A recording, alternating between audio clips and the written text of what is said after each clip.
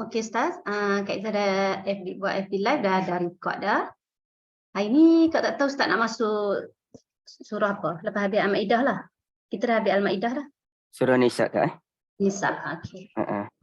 Minta maaf saya tak sempat lagi buat silibus. Nanti saya berikan silibus insya-Allah. Okey Ustaz. Okey. Assalamualaikum warahmatullahi wabarakatuh. Alhamdulillahirabbil alamin, bihi nasta'in ala umuri dunya waddin. Wassalatu wassalamu ala nabiyil amin wa ala alihi wa sahbihi ajma'in. Subhanaka la ilma lana illa ma 'allamtana innaka antal alimul hakim. La haula wa la quwwata illa billah. Amma ba'd. Jadi insya-Allah ibu-ibu, kita mulakan dengan mesej deep dalam Al-Quran, suratul Maidah pada muka surat 82 ya. Baik, terima kasih banyak Kak Liza. Dan kita teruskan, dah terlewat 7 minit, saya minta maaf banyak. Okey. Oh, tapi hari ini kita lebih kepada mukadimah lah dalam suratul Maidah. Dan asasnya tuan ibu-ibu yang dirahmati Allah. Surah Nisa kan Ustaz? Suratul Nisa. Okey. Okey, asasnya suratul Nisa ini merupakan surah Madaniyah. Nampak di sini Okay, saya tolong boldkan tu, surah Madaniyah. Dan ia merupakan surah yang keempat menurut urutan Al-Quran. Al-Fatihah, Al-Baqarah, Ali Imran, An-Nisa. Ya. Fatihah, Baqarah, Ali Imran, An-Nisa. Jadi merupakan surah yang keempat. Dan maknanya suratul Nisa ada, suratul Rijal tidak ada ya. Surah lelaki tidak ada. Tapi apapun suratul Nisa ni dia mengetengahkan kedua-duanya, Ar-Rijal dan juga An-Nisa. Surah ini mengandungi 176 ayat ya, 176. Kita tengok di sini. Okey, 176 ayat. Dan kalimah surah ini pun menurut orang yang buat kajian lah 3745 kalimah. Okey. Dan kalau kita lihat ya ibu-ibu, surah An-Nisa ni dari awal lagi dia sebut rijalan katsiran wa nisaa. Ada rijal dan juga ada nisa. Dan pada hujung pun sama juga. Pada hujungnya kita jumpa dengan perkataan rijal dan juga nisa juga. Okey ni. Wa in kanu ikhwatar rijalan wa nisaan falizzakari mislu hazzil unsayain. Jadi bermula dengan rijal dan juga nisa, berakhir pun dengan rijal dan juga nisa. Bahkan ada lagi ayat rijal yang lain. Macam mana kita nak cari ya? Okay, cuba kita tengok. Ini okay, lirijali ada 7 semuanya tu. Cuba ibu-ibu tengok Tapi saya tak sebut dalam buku saya tu. Saya terlepaslah beberapa maklumat. Sepatutnya kita boleh sebut lagi beberapa maklumat kan. Okey, ayat 1 rijalan, ayat 2 pun ada rijal dan nisa.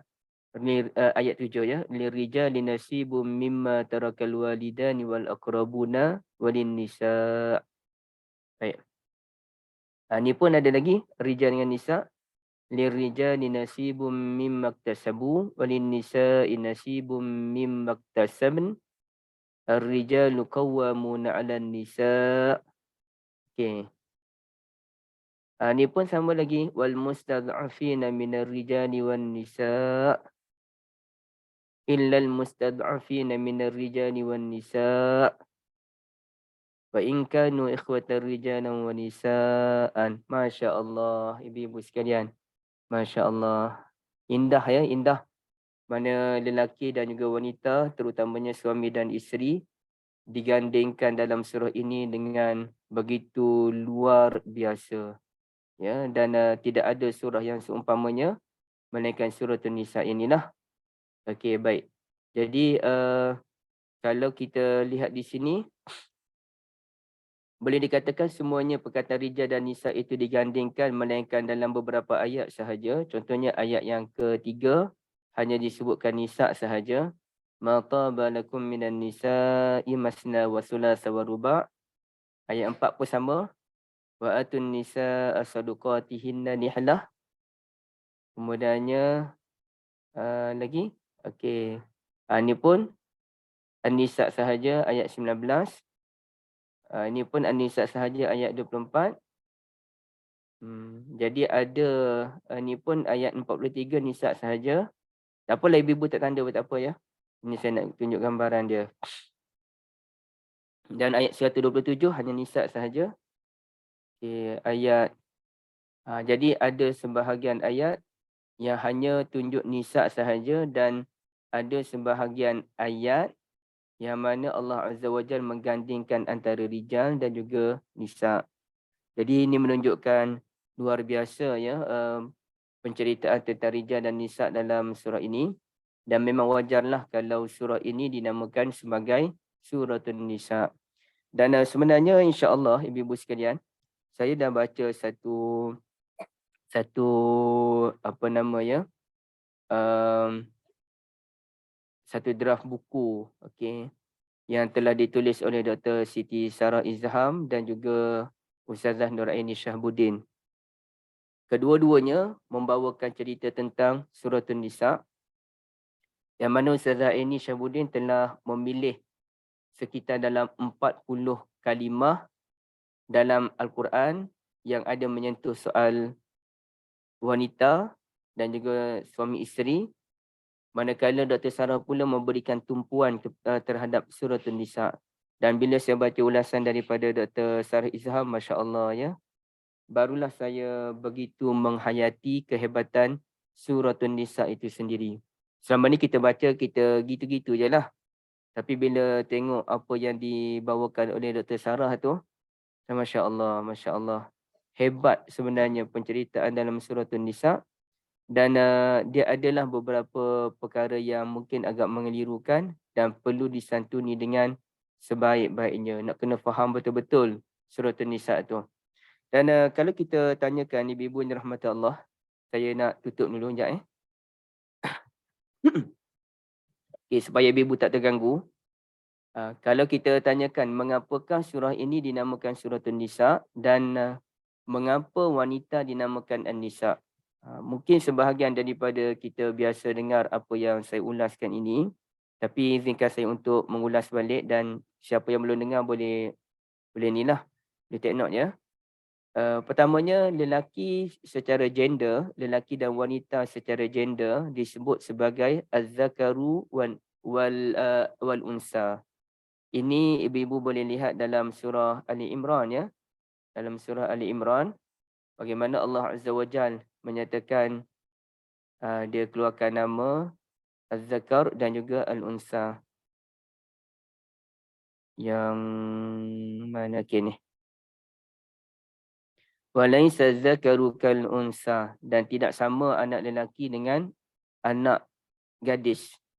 Jadi lelaki itu dinamakan sebagai Az-Zakaru, manakala wanita dipanggil sebagai Al-Unsa. Sebab itu kalau orang belajar bahasa Arab, dia panggil jamak muzakkar, jamak muzakkar salim. Kalau yang perempuan, jamak muannas. Dia sama dengan al-unsa kan? Al-unsa jamak muannas salim. Jamak muzakkar salim jamak bagi lelaki, kelelakian.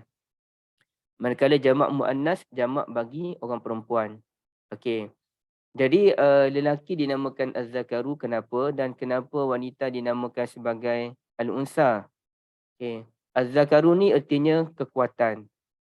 Jadi lelaki ni dinamakan az-zakaru kerana dia memiliki dia biasanya lelaki ni dikaitkan dengan orang yang memiliki kekuatan daripada sudut fizikal. Manakala wanita dinamakan sebagai al-unsa daripada sudut gender, kerana al-unsa itu bermaksud kelembutan. Kelembutan. Jadi ibu-ibu kita bangga, kita dinamakan al-unsa kerana kita ada nilai kelembutan, yang mana nilai kelembutan inilah yang perlu digandingkan dengan nilai kekuatan fizikal bagi mentadbir bumi atas nama khalifah dan juga hamba Allah Azza wa Jal. Kita tak boleh ada kekuatan fizikal sahaja dan kita tak boleh ada kelembutan emosi semata-mata, tapi kita perlu gandingkan antara kedua-duanya, barulah kita akan menjadi orang yang barulah dia jadi lebih dinamik. Baik, itu daripada sudut gender ya. Manakala daripada sudut kejiwaan ataupun dalaman kita, maka lelaki dinamakan sebagai ar-rijal, manakala wanita dinamakan sebagai an-nisa. Dan itu kan ayat tadi, dalam berapa ayat tadi semuanya? 7 ayat ke berapa ayat tadi? Ar-rijal wan nisa kan. Ar-rijalu qawwamuna 'alan nisa. Jadi ayat yang pertama lagi, inna khalaqnakum min zakarin wa unsa wa ja'alnakum syu'uban wa ya ayuhan nasu taqu rabbakumul ladzi khalaqakum min nafsin wahidah. Sekian wa bassam minhuma rijalan katsiran wa nisaa. Ayat akhir wa in kanu ikhwatar rijalan wa nisaa. Jadi kenapa lelaki dinamakan sebagai ar-rijal? Kerana ar-rijal ini ialah dia panggil dalam bahasa, kalau bahasa Ustaz Luqman Makhtar, kejantanan. Jantan artinya keberanian, kebijaksanaan, kepemimpinan. Itu ar-rijal. Manakala an-nisa, kenapa wanita dinamakan an-nisa? Okey. Memang agak sulit untuk kita mencari dalam kitab-kitab Arab sekalipun mengapa wanita dinamakan an-nisa. Memang sangat sulit nak mencari. Tapi alhamdulillah saya jumpa dengan satu kajian Profesor Muhammad Hassan. Betul rasanya namanya begitu. Yang mana beliau menyatakan an-nisa ini, ibu-ibu, berasal daripada nasa. Okay. Dah ada yang tahu kalangan ibu-ibu ni. Cuma saya ulang baliklah. Kak Liza pernah dengar ke ulasan tentang nisa ni, Kak?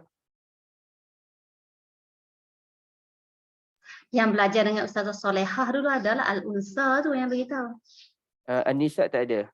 Tak. Okey, an-nisa ni dia asal daripada nasa. Okey, saya tulis di ruangan chat untuk ibu-ibu buat catatan.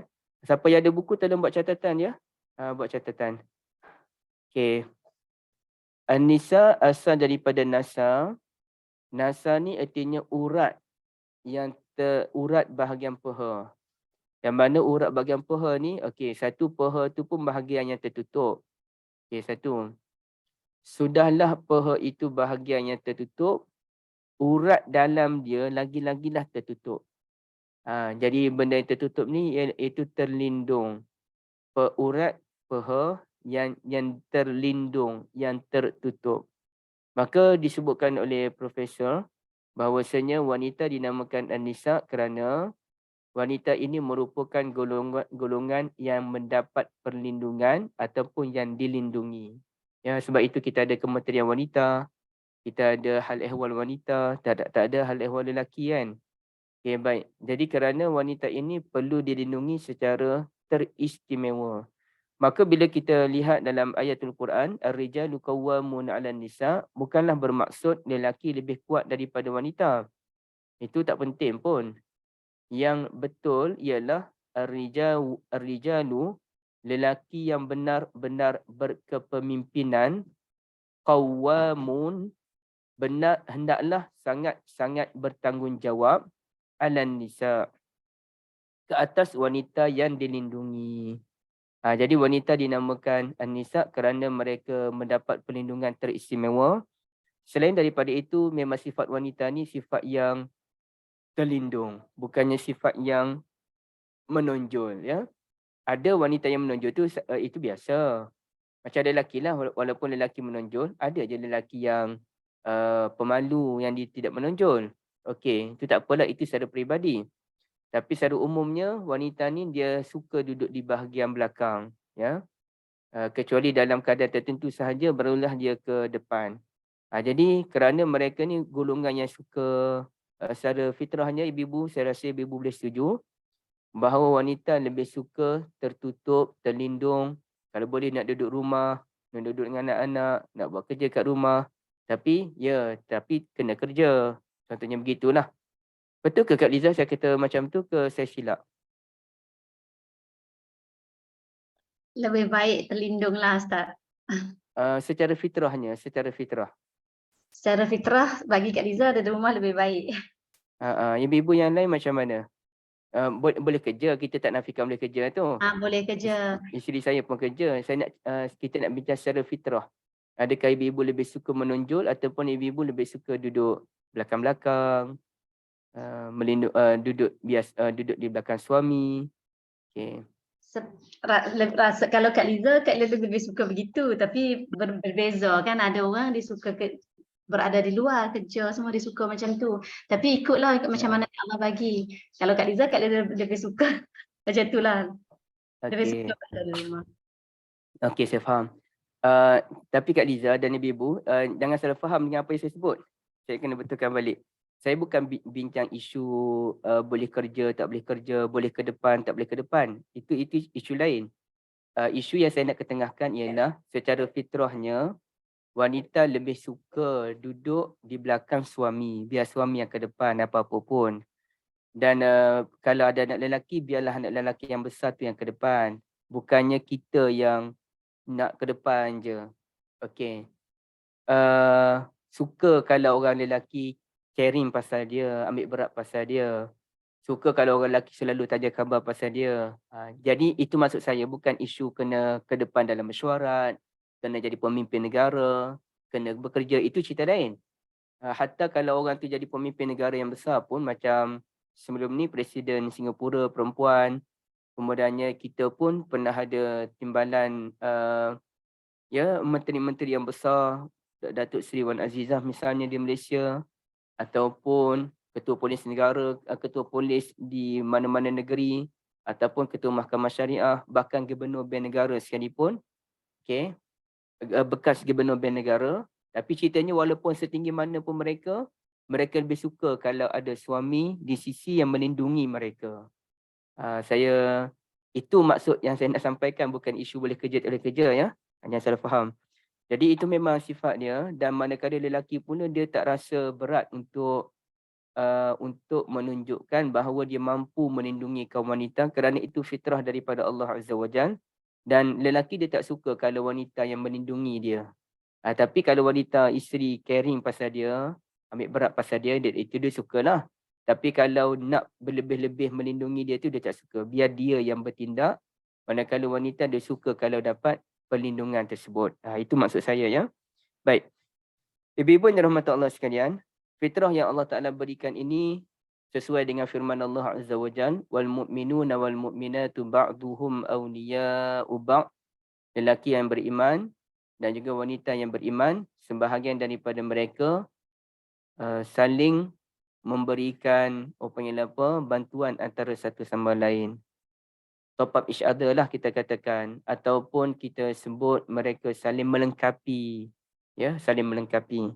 Baik. Jadi bila kita membincangkan soal Suratul Nisa, Allah Taala ingin mengangkat martabat wanita yang telah ditohmah, telah dipermainkan, bahkan telah dipergunakan sejak zaman dulu lagi sampailah sekarang. Hatta ada golongan agamawan pun suka merendah-rendahkan kaum wanita. Bahkan ada kaum agamawan sekalipun, ataupun kalau bukan agamawan pun, kita kata orang-orang yang menyampaikan penceramah-penceramah ini suka merendahkan kedudukan wanita, ataupun kalau tak merendahkan pun suka bergurau soal kewanitaan.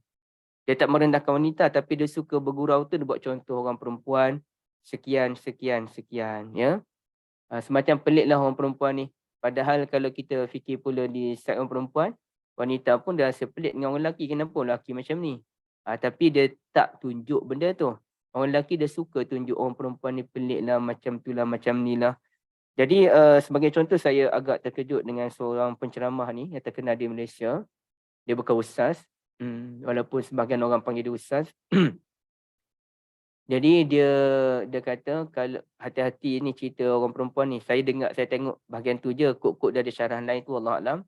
Tapi bahagian tu dia sebut, kalau orang perempuan ni dia mengungkit, dia kata dulu saya bantu abang duit ke, batal pahala sedekah tu, pahala memberi bantuan pada suami. Kalau dia mengungkit benda ni, batal pahala dia mengungkit benda tu. Bahkan hati-hati jangan pula dia mengungkit, saya dah bagi anak 7 orang dah. Batal pahala mengandung dan bersalin anak 7 orang tu. Beranak 7 orang. Jadi saya agak terkejut macam mana seorang penceramah boleh kata benda macam tu, nak membatalkan pahala orang. Kalaulah begitu maknanya, dengan minta maaf ya ibu-ibu, saya rasa banyaklah pahala kaum isteri akan batal. Kerana secara fitrahnya kaum isteri ialah anugerah yang Allah Ta'ala berikan, dia mudah ingat benda-benda yang lepas walaupun benda yang kecil, dan dia Allah Ta'ala berikan satu macam senjata pelindung kepada dia yang mana dia boleh mengungkit pada suami apa yang berlaku pada sekian-sekian-sekian, apa yang suami dia buat, apa yang dia buat. Betul ke Kak Liza dan ibu sekalian? Macam tu. Saya ibu ni memang jenis tak ada langsung mengungkit pada suami. Tak ingat langsung apa yang dia buat selama ini. Ini Tak, bukan kita nak bincang secara ni lah, secara ilmiah aja. ada je Ustaz, kalau kita marah tu kadang-kadang tu terkeluar juga. Kak Liza ni baik. Saya tahu, saya jumpa Kak Liza, saya tahu Kak Liza sangat baik. Okey. Oh bagus Kak Anis. Tapi saya nak tanya fitrah, yang ibu-ibu yang baik-baik ini tak apalah. Ibu-ibu baik, tahan, sabar. Tapi secara fitrahnya, betul tak apa yang saya katakan tadi? Kaum isteri, dia memang ada kekuatan untuk mengungkit semula benda-benda yang telah berlaku. Saya nak kena faham dia ni. Sebab orang perempuan more into details, Ustaz. Dia ingat Ah, details. the details, okay. Terima kasih banyak Kak Anis. Yang lain macam mana ibu-ibu? Boleh bagi pandangan tak? Tak, sebab perempuan ni dia emosi, dia terlebih emosi ke depan. Jadi kalau jadi sesuatu tu dia akan cenderung untuk ungkit balik, untuk cakap Okey. semula. Sebab dia nak perhatian daripada suami dia tu, sebab tu dia akan cakap semula. Dia mengingatkan balik apa yang dah buat. Macam Maknanya betul lah wanita macam tu kan Kak Liza kan? ya, betul. Okey. Jadi saya tanya ni bukan saya nak kata ini perangai orang perempuan sekian-sekian, tak ada. Saya bukan jenis orang macam tu. Saya nak katanya tindakan ustaz tersebut menyatakan kaum isteri yang suka mengungkit ni batal pahala tu, batal pahala ni. Bila isteri tu pernah tolong suami dia menyelesaikan masalah tu dengan bagi duit 2,000 sebagai contoh, dia pun ingatkan balik 2,000 tu. Maka batal lah pahala 2,000 tu. Jadi saya rasa ini keterlaluan lah. Sebenarnya dia bukan isu mengungkit, arti mengungkit yang membatalkan pahala yang disebutkan oleh Allah Azza wa Jalla. La tubtilu sadaqatikum bil manni wal adha, dalam juzuk yang ketiga tu. Kena tengok balik apa maksud mengungkit yang dibenci dalam agama. Apa maksud mengungkit yang tidak dibenarkan. Manakala yang kes ibu-ibu ataupun kaum isteri, sebagaimana disebutkan oleh Kak Aisyah, ialah mengingatkan. Dia bukan mengungkit dalam keadaan kita tidak ikhlas, kita tidak redha. Jadi saya tak faham kenapa ada ustaz yang boleh mempelekehkan wanita sampai ke demikian rupa. Sedangkan bab mengungkit ni benda biasa, hanya beberapa orang je kalau tak mengungkit pun. Mungkin kalau yang tak mengungkit tu mak saya sebagai contoh, kerana abah saya ni karang. Jadi mak saya pun tak berani nak mengungkit. Okey. Setakat yang saya tahunya tak pernah kot mak saya mengungkit. Kalau belakang-belakang kami saya tak tahulah. Jadi ceritanya benda tu benda yang biasa. Itu fitrah, dan saya sebutkan tadi ia adalah senjata. Allah Ta'ala berikan emosi yang begitu tinggi, ingatan yang begitu kuat pada kaum wanita, ia sebagai senjata agar suami tidak akan bertindak keterlaluan terhadap isteri dia. Manakala Allah Ta'ala juga berikan senjata pada suami untuk menyelamatkan rumah tangga, iaitu suami dia tak boleh nak ingat sangat. Dia tak boleh nak ingat sangat benda-benda yang dia buat, kebaikan dia buat pun dia tak apa ingat sangat. Dan kalau dia ingat pun dia tak ada keinginan pun untuk mengungkit. Kalau dia mengungkit tu jarang sangat lah, itu dia nak lepas lah. Tapi jarang sangat. Hatta kadang-kadang suami ni dia kata dia geram, tapi duduk sekejap dia pun hilang geram dia. Jadi itu pun senjata. Jadi dua-dua ada senjata. Allah Ta'ala kurniakan pada isteri senjata pertahanan dia. Allah Ta'ala kurniakan pada suami senjata pertahanan dia yang perlu digunakan dengan sebaik-baiknya untuk menjaga kerukunan rumah tangga. Jadi saya rasa benda tu kalau kita faham dengan cara yang betul, maka tak ada isu batal-batal pahala ni. Jadi ini satu pandangan yang pelik daripada seseorang ya, penceramah tadi. Manakala apa yang menyebabkan ramai wanita berada dalam neraka itu kupasan panjang. Itu saya pernah bincang di mana ya. Dia bukan isu gender satunya. Dan yang keduanya, betulkah wanita ramai dalam neraka? Itu pun perbahasan yang panjang. Jadi saya rasa tak apalah dulu benda tu ya. Dan sebenarnya hadis itu Nabi nak cerita, Nabi nak bagi nasihat pada kaum wanita. Okay. Dan dalam syurga pun ramai wanita. Bahkan kata ulama, pada peringkat awal sahaja ramai wanita dalam neraka. Tapi kemudiannya mereka hijrah ramai-ramai masuk ke dalam syurga. Dan sedangkan kalau kita nilai pula kejahatan dosa yang besar ni, berbanyak dosa besar dilakukan oleh lelaki bukannya wanita. Okey, panjanglah benda tu je, Puan. Saya perlukan masa yang lain untuk membahaskannya. Tapi saya nak ceritanya, memang wujud golongan agamawan ataupun golongan lelaki yang suka meremehkan kaum wanita.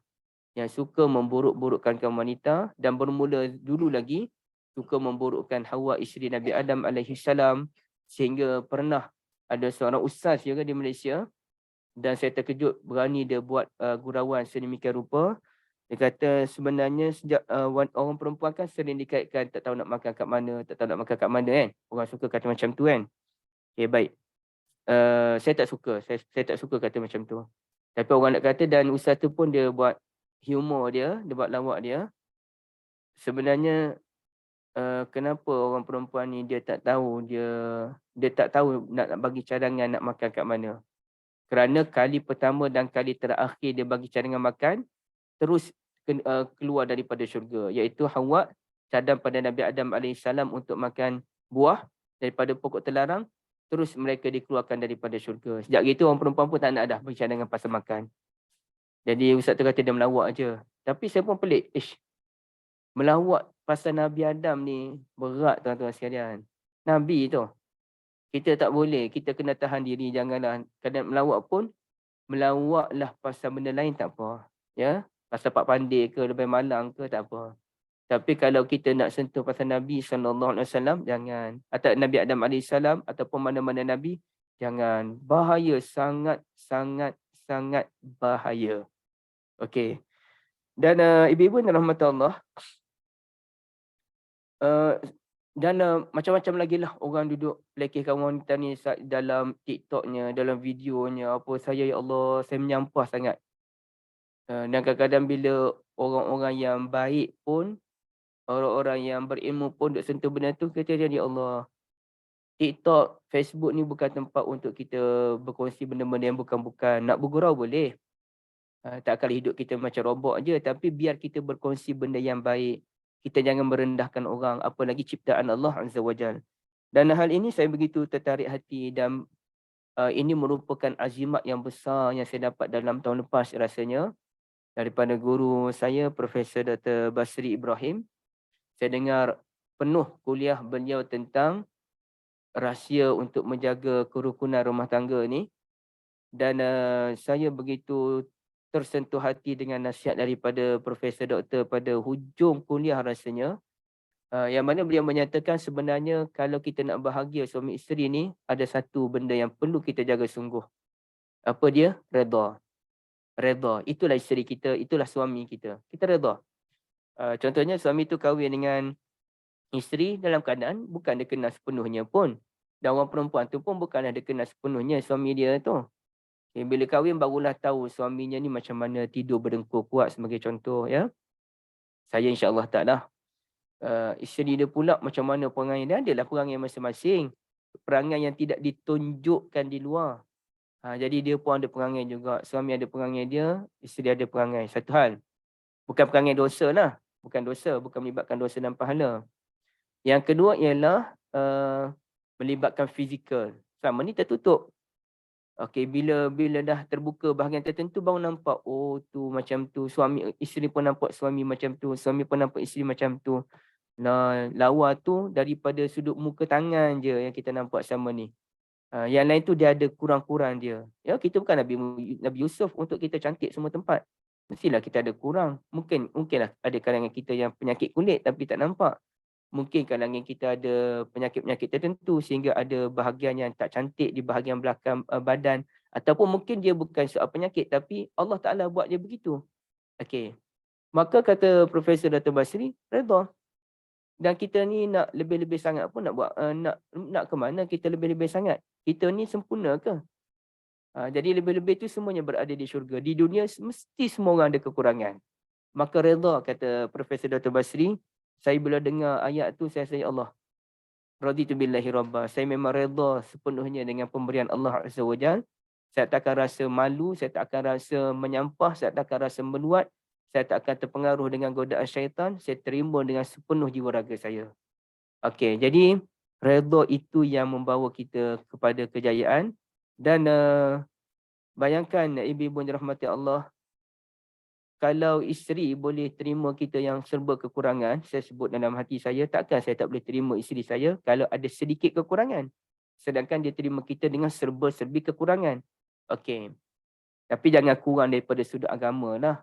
Sampaikan garang tak menentu, panas baran, itu kita tak nak. Saya cerita secara physically ataupun secara perangai-perangai tabiat itu. Itu yang perlu kita kena redha, kita kena sabar. Baik. Ibu-ibu yang dirahmati Allah, apabila kita membincangkan tentang surah An-Nisa ini, kita lihat dalam muka surat 82, surah ini ada membincangkan soal wanita, soal berkenaan anak-anak yatim dan zuriat, mendamaikan dua golongan yang bertelingkah, harta dan pewarisan, pusaka. Itu antara benda, dan semua itu melibatkan isu perlindungan sesuai dengan nama An-Nisa. Ya? Sesuai dengan nama An-Nisa, perlindungan. Artinya surah ini bercerita tentang golongan yang perlu dilindungi, iaitu anak-anak yatim dan zuriat keturunan kita. Surah ini menceritakan tentang kita perlu melindungi dua golongan yang bertelingkah, damaikan mereka. Kita mesti melindungi rakyat daripada berlakunya perpecahan. Ya. Kita mesti melindungi harta dan juga pewarisan pusaka. Maka Islam pun datang, ada sistem dia. Pewarisan harta pusaka macam mana. Kalau seseorang tu nak meninggal dunia, dia nak bagi wasiat, boleh bagi wasiat. Tapi berapa persen daripada hartanya yang dia boleh bagi wasiat. Okay, tak boleh berlebih-lebihan. Kemudiannya kalau dia nak bagi hadiah, ya boleh bagi hadiah. Tapi hadiah tu jangan sampai mengguris perasaan orang lain. Contohnya dia ada anak angkat. Dia nak bagi hadiah pada anak angkat sebelum dia meninggal dunia. Boleh. Tapi biarlah anak-anak lain pun redha dan setuju dengan pemberian kita tu. Okay.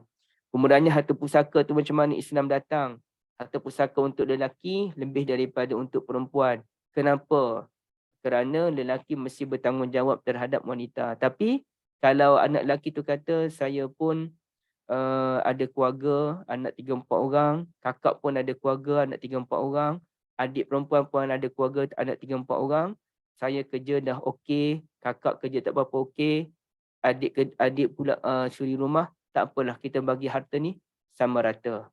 Tak payahlah kita faraid. Maka itu yang terbaik.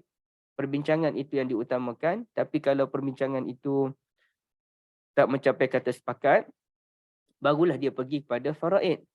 Maknanya dia kena ada keinsafan di peringkat diri masing-masing. Tapi ceritanya surah An-Nisa dan Al-Quran datang membawa peraturan yang begitu baik untuk kita semua. Dia ada peraturan-peraturan dia. Baik. Soalan dari Facebook, betul ke Ustaz kalau kita buat kebaikan dalam keadaan marah, kita tak dapat pahala kebaikan itu sebab dikira macam tak ikhlas kita buat? Dia kena tengok juga tu marah macam mana. Contohnya kita ada seorang ibu dia marah dengan anak dia minta duit je memanjang, dah besar panjang, dah jadi suami orang tapi minta duit, maka dia pun bagi dalam keadaan marah. Tapi dia sayang pada anak dia, insya-Allah boleh pahala. Jadi marah macam mana sebenarnya yang tu? Kalau marah macam tadi, tapi dia bagi juga kerana sayang pada anak dia, ikhlas, maka boleh pahala. Okey. Jadi nak kena nilai apa erti marah tu sendiri. Kemudiannya ibu-ibu yang dirahmati Allah, antara nilai yang diperjuangkan dalam surah ini, muka surat 83, menjelaskan ketinggian nilai wanita yang setanding dengan nilai lelaki. Lelaki tidak lebih daripada wanita, wanita pula tidak kurang daripada lelaki. Sama juga wanita tidak lebih daripada lelaki, lelaki tidak kurang daripada wanita. Hunna libasul lakum wa antum libasul lahun.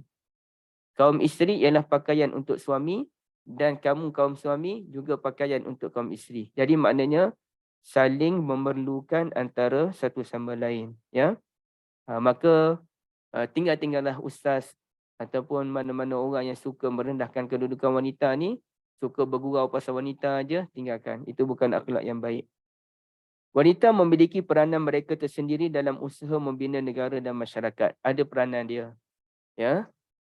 Bahkan kalau kita kata wanita tak layak jadi pemimpin, ini satu pandangan yang ajib, pandangan yang pelik. Sedangkan layak, siapa kata tak layak? Dan saya pun dah mencabar satu surau supaya pemilihan AJK surau akan datang. Mesti ada kaum wanita bermula menjadi timbalan nazir masjid. Tak pernah lagi ni. Mana-mana masjid kalau kaum wanita jadi AJK pun, jadi AJK ketua, dia ada 3 je jawatan biasanya. Ketua muslimat, mandi jenazah, pemeriksa kira-kira. Mungkin ada 1-2 masjid yang meletakkan wanita jadi SU. Mungkin ada. Jadi kalau jadi SU, alhamdulillah. Jadi SU mempunyai kedudukan yang besar. Bahkan lebih besar pun daripada timbalan nazir sebenarnya. Tapi secara mata orang biasanya nampak timbalan nazir lebih tinggi daripada SU. Pada SU lagi tinggi. Sebab ia melibatkan pengurusan. Maka kalau boleh kaum wanita SU pun dah jadi. Kemudiannya ada juga masjid yang bagi ruang pada kaum wanita jadi timbalan nazir masjid. Saya rasa insya-Allah masjid boleh jadi jauh lebih cantik lah. Sama ni ibu-ibu tengok masjid-masjid ni diserahkan pada kaum lelaki. Lelaki yang menguruskan masjid. Kenapa tidak kita memberikan ruang supaya ada campur tangan kaum wanita juga menguruskan masjid itu sendiri. Jadi maknanya kaum wanita dia ada bahagian dia. Saya yakin kalau kaum wanita yang diminta untuk menjaga keceriaan masjid sebagai contoh, timbalan nazir merangkap keceriaan dan kebajikan. Saya rasa banyak kebajikan tu mungkin berat sikit lah. Kita kena melindungi kaum wanita kerana daripada serabut dengan orang datang nak minta bantuan letih juga. Tapi ada jawatan yang sesuai dengan kekuatan kaum wanita, insya-Allah boleh pergi jauh ya. Masjid Akademi Islam di UM yang jadi cantik dulu masjid surau tu biasa je, Surau Akademi Islam UM, biasa je. Tapi apabila seorang wanita datang namanya Kak Rosmawati, Dr. Rosmawati. Beliau buat kajian dalam bahagian alam sekitar ni dan beliau ambil surau tu jadi sebagai kajian beliau. Berubah surau tu jadi sangat-sangat cantik. Mementingkan soal kehijauan, mementingkan soal sampah recycle perlu diasingkan dan dia punya macam-macam lagi lah, dia punya teknologi dia masuk sedikit-sedikit dengan kemampuan duit yang ada. Maknanya ini kekuatan yang ada pada kaum wanita sebenarnya. Baik. Nombor 3, sistem perkahwinan berfungsi memuliakan kaum wanita. Sistem perkahwinan yang mana kita kalau perkahwinan lelaki yang membayar mas kahwin kan, bukannya wanita. Sebagaimana agama Hindu, wanita yang membayar mas kahwin. Dalam Islam tak. Manakala kalau kita tengok di negara barat, mengapa mereka tidak mahu berkahwin? Mereka dipanggil rumah tangga juga. Tapi tak kahwin pun antara lelaki dan perempuan tu. Ini ramai orang buat gitu kan. Mungkin separuh, mungkin 3/4, wallahualam. Siap ada anak lagi, dah ada anak dah besar-besar, baru mereka kahwin. Bahkan pelik bila dah umur 60 tahun, lelaki tu pun menyuntil lah si perempuan tu jadi isteri dia.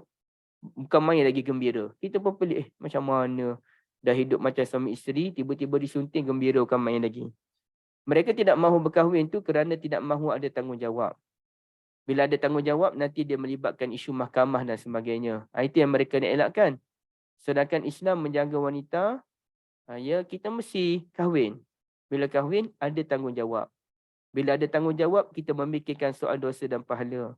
Bila kita memikirkan dosa dan pahala, kita mula takut untuk melakukan dosa kerana dia punya kesan akhirnya neraka. Dan kita berusaha untuk membuat amal pahala kerana kesan akhirnya hadiahnya syurga.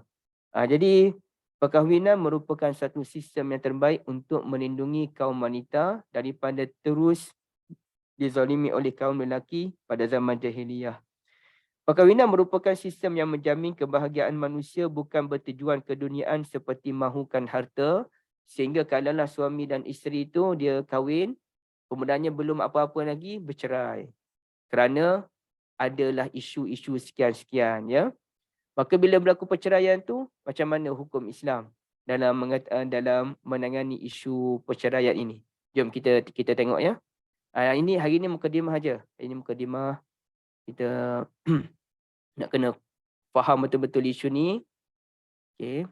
terjemahan surah Al-Baqarah. Ini kalau ibu-ibu tengok dalam akhir-akhir juzuk yang kedua ya. Akhir-akhir juzuk 2.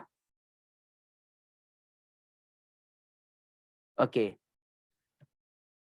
Allah Azza wa Jalla menyatakan sekejap.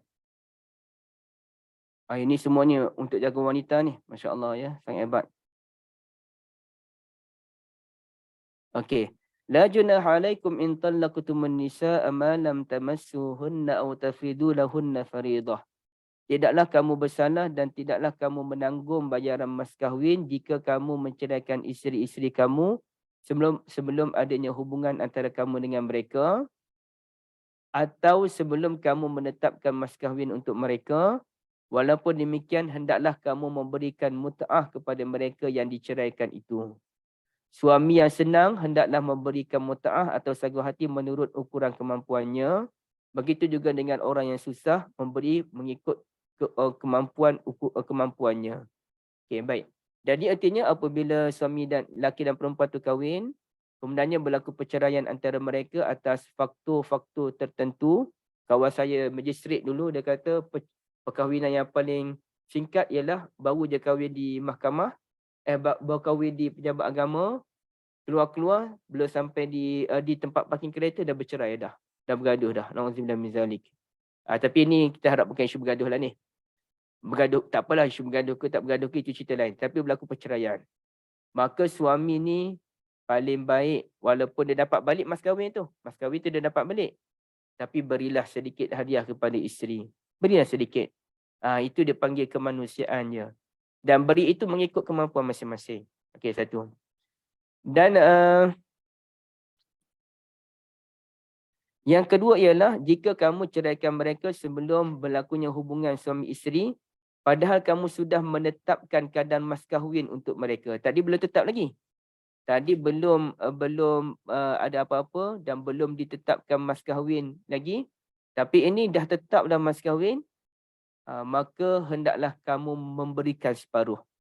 Okey. Jadi macam mana buat mas kahwin ni kena rujuk Ustaz Nazri, kena rujuk orang yang pandai dalam bab nikah kahwin ni macam mana secara lebih terperinci. Saya nak cerita mudah aja, iaitu kalau kita dah letak mas kahwin tu berapa harganya, 5,000, maka isteri berhak mendapat 2,500. Kecuali isteri kata tak apalah, kita belum apa-apa lagi pun, jadi saya serahkan sepenuhnya lah, ambillah semuanya. Okay, saya tak nak ambil pun walaupun 2,500 ke 1,000 ke, saya tak nak. Akhirnya dia maafkan. Okay. Maka di sini kata Allah Azza wa Jalla apa dia? Wa an ta'fu aqrabu littaqwa. Sifat saling maaf memaafkan itulah yang paling mendekati takwa. Wa la tansawul fadla bainakum. Jangan kamu lupa keutamaan antara satu sama lain. Ya, kalau tadi yang dulu-dulu masa duk bercinta tu, ingat tak kebaikan si teman masing-masing? Baik tak baik dia tu sampai kita nak kahwin dengan dia. Ingat kebaikan dia. Jangan ingat keburukan. Itu poin yang paling penting. Ingat kebaikan orang, jangan ingat kebaikan kita. Lupakan keburukan orang dan ingat keburukan kita terhadap orang. Baru kita bahagia. Ni dia ingat baik kita je. Kita lupa kebaikan orang. Maka begitu juga suami isteri. Walaupun mereka dah lama bersama, tiba-tiba berlaku perceraian yang tidak dapat dielakkan. Na'udzubillah min zalik. Maka ingat kebaikan masing-masing. Bila suami mengingati kebaikan isteri, isteri pun mengingati kebaikan suami, dan mereka pun saling ingin berdamai, barulah mereka akan tutup mulut diam. Orang tanya kenapa dulu, kenapa bercerai? Suami tu jahat ke? Orang cuba cucuk.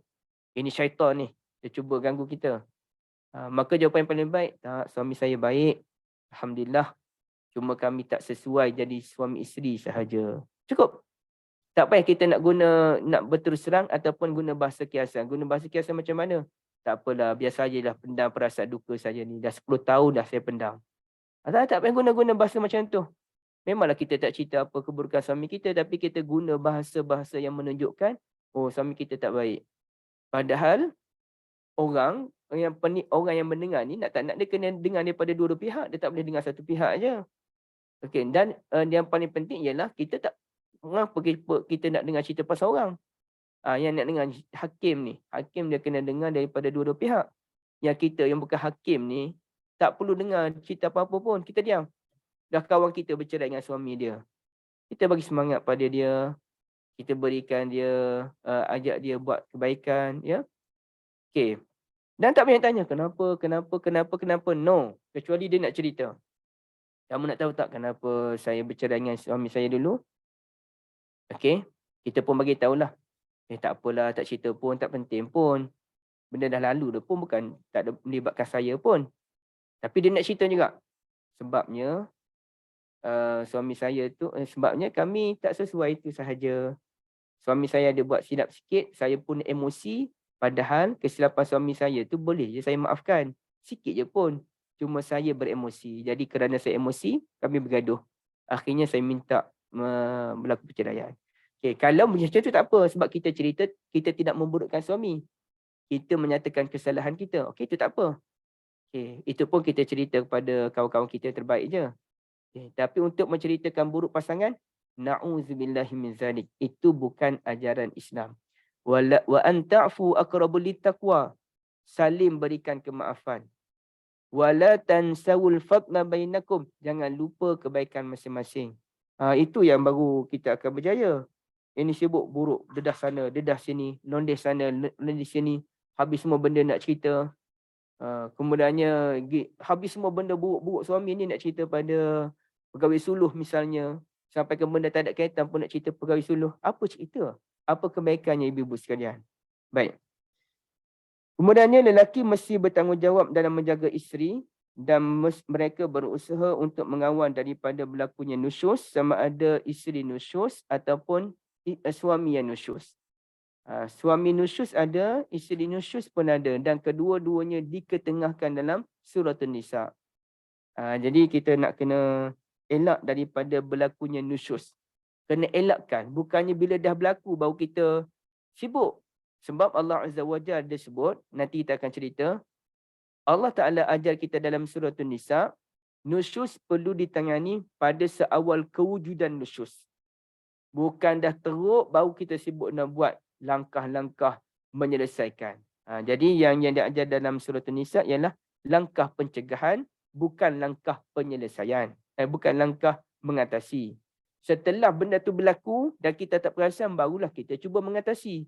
Tapi bila kita dah nampak tanda-tandanya, semua benda ada simptom. Penyakit diabetes ada simptom, penyakit jantung ada simptom dia, penyakit akhlak pun ada simptom dia. Maka bila kita nampak simptom dia tu, maka perlu kita cegah daripada awal lagi. Kita nampak, contohnya suami dia nampak isterinya makin pelik semacam je. Kita dengar maklumat, dia pun dah mula macam mesra dengan seorang lelaki di tempat kerja. Memang ini penyakit besar yang dibawakan oleh Dr. Sarah, iaitu suami sibuk bercinta dengan isteri orang. Suami orang bercinta dengan isteri orang di tempat kerja. Na'udzubillah, itu penyakit. Syaitan yang bisik benda tu. Okey. Syaitan yang cucuk benda tu. Maka bila kita dapat je maklumat tu, ada kawan sepejabat bagi tahu, maka tak perlu kita nak bergaduh-gaduh dengan isteri lagi. Benda tu baru bibit, baru permulaan baru. Dia tak keluar bersama lagi pun, tapi macam nampak kemesraan itu. Maka kita fikir, kita muhasabah, kenapa dia boleh mesra dengan orang lain? Maka muhasabah balik, patutlah dihilang sentuhan suami dia. Suami dia yang sibuk ke sana ke sini. Dan sibuk ke sana ke sini itu biasa. Perdana Menteri lagi sibuk. Menteri Pengangkutan lagi sibuk. Menteri besar negeri-negeri lagi sibuk. Tapi dah lah sibuk. Bila ada masa dengan isteri tu, dia tak bagi yang terbaik dengan isteri dia. Sepatutnya sibuk macam mana pun, bila dengan isteri tu, berikan masa yang terbaik. Dia yang tak bagi selama ni. Dia sibuk dengan bila balik, dia sibuk pergi lepak kat kedai mamak lah dengan kawan. Kemudian dia tak peduli pasal isteri. Dia tak tanya pasal anak. Isteri sakit pun dia buat tak tahu. Isteri sakit pun dia tak bawa pergi hospital. Patutlah isteri ini mula mencari seorang lelaki lain untuk sebagai sebagai tempat untuk dia melepaskan tekanan dia. Maka suami pun mula cuba berubah. Ajak isteri, jom kita hujung minggu ni subuh, jom kita pergi solat subuh sama-sama di masjid. Ajak isteri dan anak-anak pergi solat subuh. Lepas solat subuh tu duduk di beranda masjid. Ajak solat subuh di Masjid Sendayan contohnya yang cantik tu kan. Jom kita pergi solat Masjid Sendayan. Pukul 5 pagi gerak. Sampai sana, lepas solat subuh, jom semua anak-anak, isteri, anak-anak, ibu, jom kita duduk, kita baca Quran sama-sama. Anak baca Quran, lepas tu kemudiannya minta isteri baca Quran, kita dengar. Ataupun kita yang tak pandai, isteri kita yang pandai, kita baca Quran, isteri kita dengar. Sambil-sambil tu kita mewujudkan suasana bergurau. Pandainya, okay, jom hari ni Papa nak belanja makan. Nak belanja makan di kedai sekian-sekian. Memang belanja makan tu biasa dah. Belanja makan di kedai sekian-sekian. Jom pergi. Lepas belanja makan tu, jom kita main pula kawasan ni. Berjalan, bergembira. Barulah suami pun rasa, isteri pun rasa, oh sentuhan suami yang dah lama dia hilang dalam beberapa tahun. Tapi dia tak boleh nak lepas sebab suami dia asyik tak ada masa je dengan dia. Sepatutnya dibina, diatasi dengan secepat mungkin. Sama juga dengan isteri, apabila melihat suami tu dah mula lain macam je, maka isteri pun cuba mengambil langkah yang terbaik bagi mewujudkan hubungan yang baik dengan suami.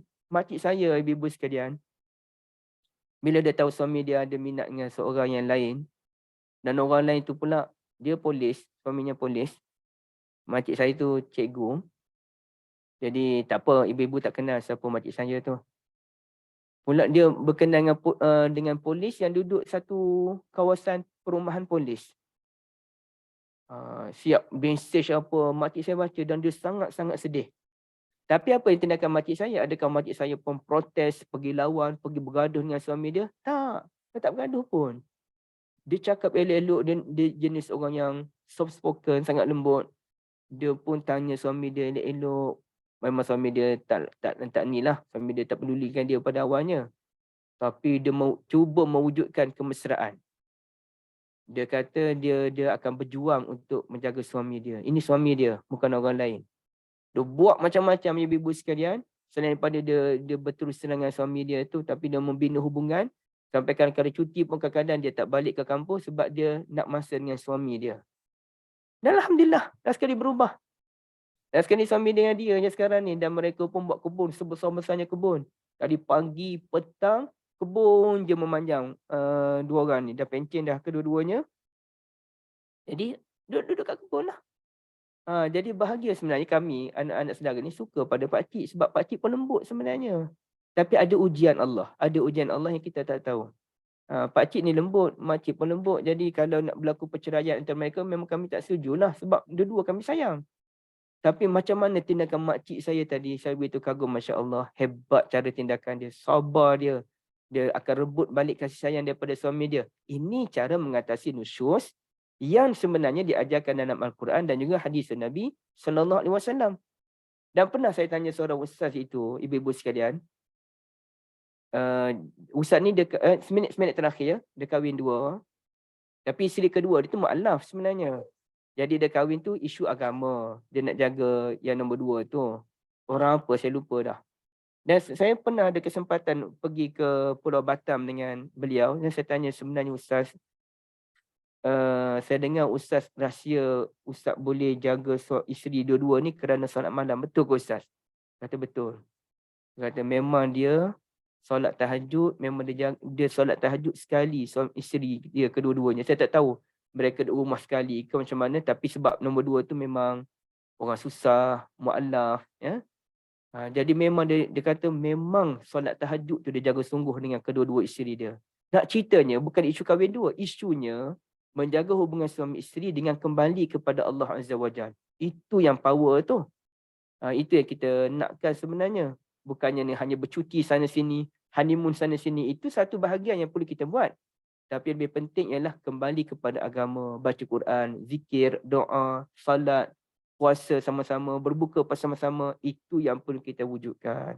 Wallahualam, ibu-ibu, ini mukadimah untuk surah An-Nisa.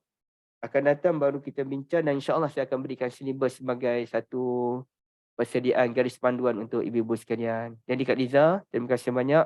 Jazakumullah khairah. Alhamdulillah, terima kasih Ustaz. Jazakumullah khairah. Kita akhirnya kata sebagai kafarah. Subhanakallahumma wa bihamdika asyhadu an la ilaha illa anta astaghfiruka wa atubu ilaik. Terima kasih Ustaz. Terima kasih Ustaz. Terima kasih Liza.